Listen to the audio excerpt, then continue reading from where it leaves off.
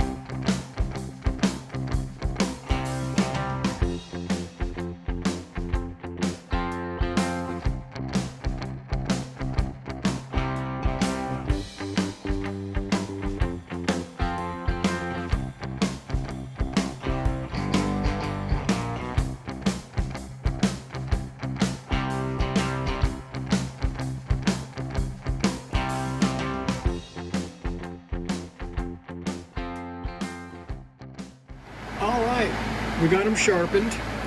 So let's get us a piece of paper again and see how it cuts. And it just cuts wonderfully now. Let's fold this over into a big chunk.